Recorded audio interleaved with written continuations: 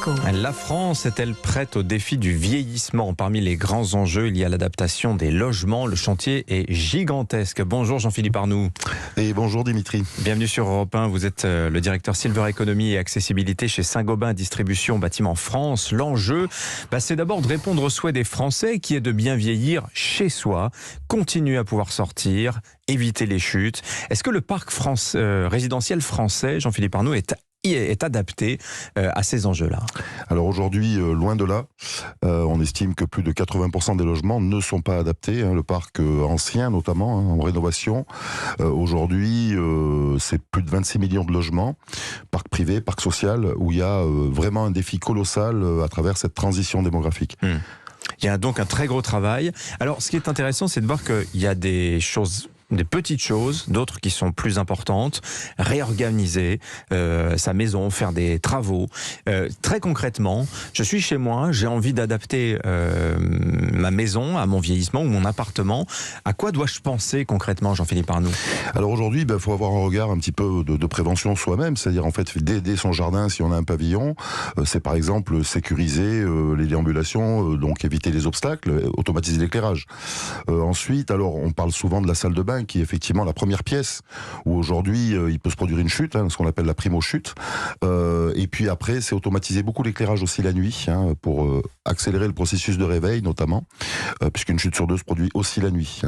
Donc ça peut aller de petites choses simples, une veilleuse qui permettra de se diriger la nuit, à des travaux plus conséquents, comme enlever une baignoire et mettre une douche, ou refaire des sols pour les rendre antidérapants. Des sols techniques, un mobilier ergonomique aussi, il faut penser. Ergonomique évidemment, bien sûr, mais des choses aussi simples que par exemple dans une cuisine, faire rabaisser les meubles hauts déjà, pour éviter d'avoir à monter sur un escabeau pour aller chercher des produits, apprendre à ranger différemment.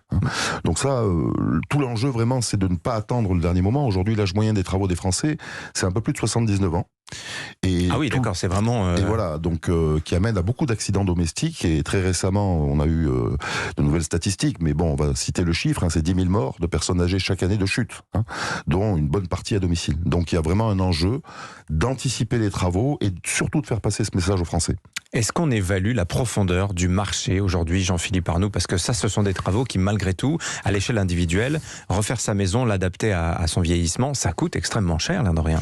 Alors la profondeur du marché, je vais juste donner un exemple. Il y a eu des aides récemment avec Action Logement qui estimaient par exemple le besoin de très rapidement, dans les 5 ans, rénover plus d'1 million de salles de bain. Donc on parle déjà de 5 milliards, c'était une aide de 5 000 euros. Rien que pour la salle de bain. Rien que pour la salle de bain.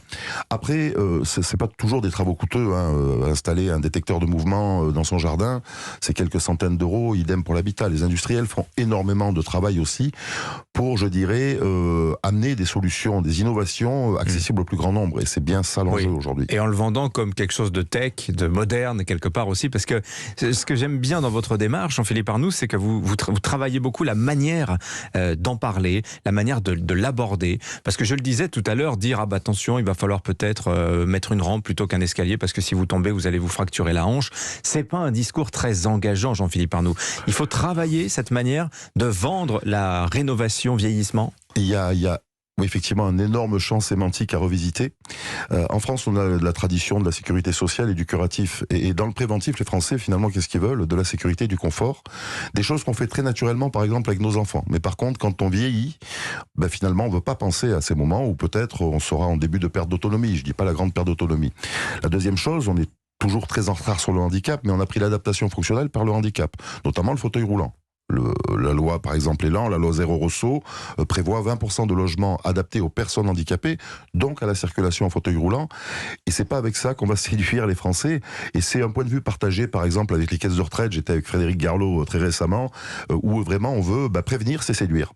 Donc il faut employer des termes rassurants et surtout accompagner les usagers, je dirais, à engager plutôt des travaux et les rassurer tout au long de la chaîne de valeur. Alors il faut aussi, sensibiliser les artisans, puisque aujourd'hui ce sont eux qui vont mener ces travaux, puisqu'on parle essentiellement de rénovation. Est-ce qu'ils accompagnent ce mouvement? Est-ce qu'ils ont compris justement qu'il y avait un marché d'avenir sur ces sujets d'adaptation du logement?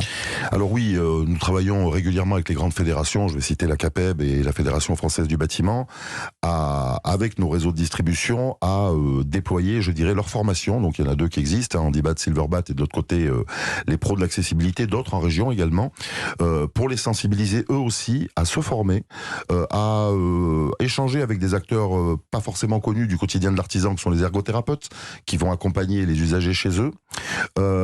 Et donc c'est vraiment des partis pris forts qu'on a chez Saint-Gobain. Saint-Gobain Distribution Bâtiment France et la Maison Saint-Gobain, de ne travailler qu'avec des artisans labellisés, d'où des programmes de sensibilisation, d'accompagnement, de formation. Oui, parce que j'ai oublié de préciser, Jean-Philippe Arnoux, on aurait peut-être dû commencer par là, que précisément, vous apportez l'équipement, en réalité. C'est ça, vous travaillez là-dessus. Voilà, on a, je dirais, plusieurs métiers chez Saint-Gobain. L'industrie, tout le monde connaît le vitrage, l'isolation du bâtiment, donc la transition énergétique. On est vraiment engagé dans une stratégie bas carbone, enfin zéro carbone même, à 2050, voire avant.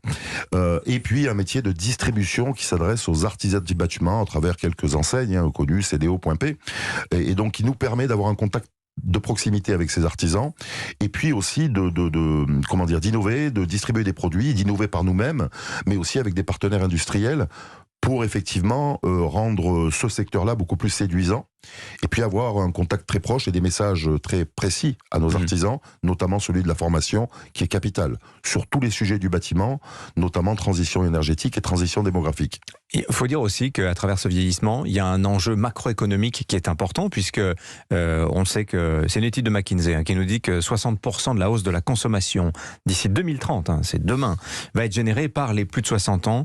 Ils sont déjà plus de 15 millions en France, et on s'interroge toujours sur la contribution des retraités à l'économie française, les improductifs. Eh bien, à travers la consommation, à travers la rénovation de leurs bâtiments, ils font travailler des artisans. C'est leur contribution à l'économie qui est en jeu. Alors, ils sont déjà contributifs, mais on ne le voit pas.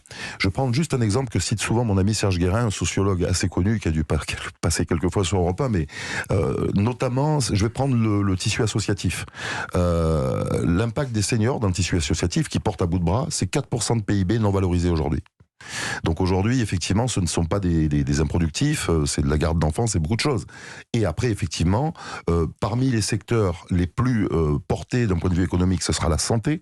Je pense notamment à la télésanté, la télémédecine. Et puis, le bâtiment arrive en deuxième position. Alors avec des intentions fortes de travaux, mais aussi une grande crainte et un besoin de réassurance et d'accompagnement. Donc c'est là où on agit, notamment avec la Maison Saint-Gobain et avec nos artisans.